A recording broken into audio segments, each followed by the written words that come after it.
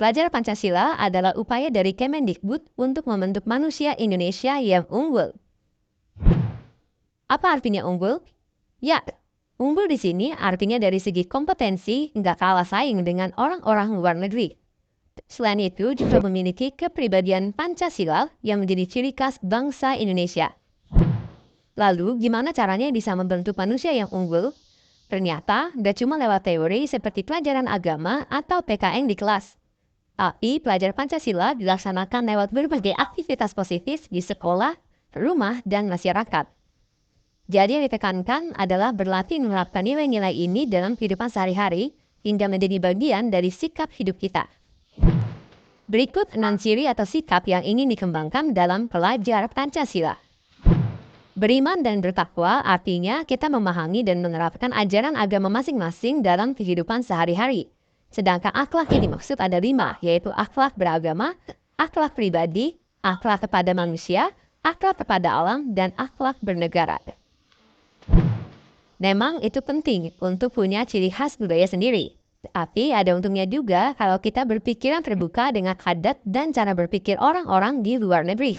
Dengan begitu, kita bisa mengambil sikap-sikap dari luar yang positif, tapi jati diri kita sebagai bangsa yang berpancasila tetap dipertahankan.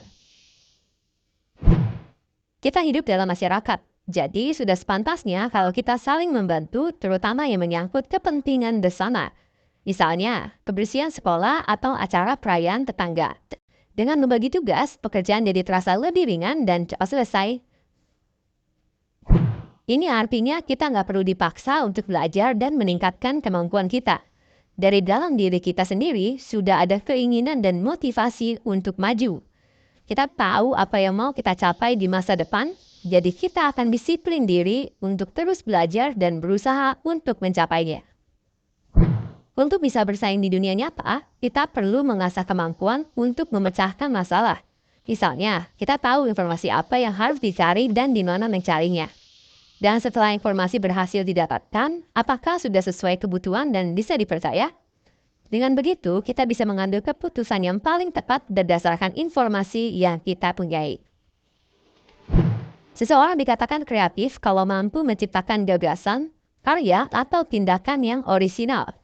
Artinya, murni dari diri sendiri atau dari yang sudah ada tapi diubah sehingga sesuai kebutuhan saat ini.